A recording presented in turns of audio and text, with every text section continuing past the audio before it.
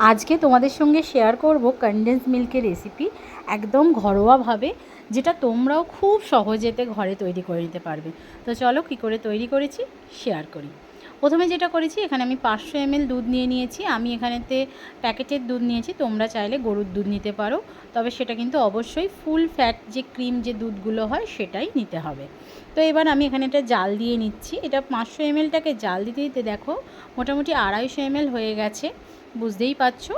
এই অবস্থাতে এসে আমি এর মধ্যে দিয়ে দেব 100 চিনি। এবার বলি, এই যে দুধটা আছে না, এই দুধটা অল্প অল্প করে নাড়তে নাড়তে থাকতে হবে, যাতে দুধের মধ্যে কোনো মোটা সর না পড়ে যায়। মানে সরটা কিন্তু সবসময় দুধের মধ্যে মেল্ট হয়ে যাবে, সেইভাবেই নাড়তে থাকতে হবে। এবার এর মধ্যে আমি 100 গ্রাম চিনি দিয়ে দিয়েছি।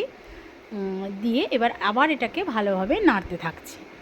দেখো ভালোভাবে আমি কিন্তু এটাকে নেড়ে নিয়েছি। দেখো এই অবস্থায় দেখতেই পাচ্ছ কতটা গাঢ় হয়ে গেছে।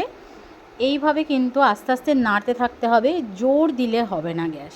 এবারেতে দেখো এখানেতে আমি খাবার সোডা নিয়েছি, একদম ছোট চামচের হাফ চামচেরও কম আমি এখানেতে খাবার সোডা দিয়েছি, মানে মোটামুটি 2 চিমটের মতন খাবার সোডা আমি এখানেতে ইউজ করেছি।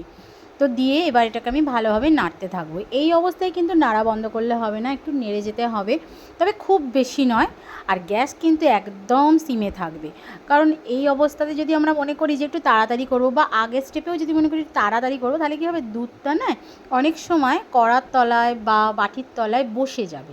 তখন যেটা হবে সেটা হচ্ছে একটা বাজে পোড়া স্মেল ছেড়ে যাবে, বা একটা কালচে কালচে কিছু হয়তো ছিলকা উঠে আসবে, সেটা দেখতেও বাজে লাগে আর খেতেও বাজে লাগে।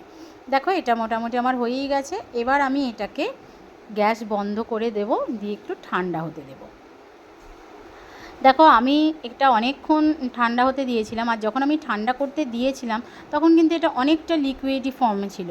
এখন কিন্তু অনেকটা জিনিসটা মানে থিকনেস এসে গেছে। তো দেখো একদম আমার কনডেন্স মিল্ক রেডি। তো আমি এখানেতে কনডেন্স মিল্কটা নিয়ে নিয়েছি, রেডি হয়ে গেছে। ভীষণ সহজভাবে করালাম, তোমরাও করো।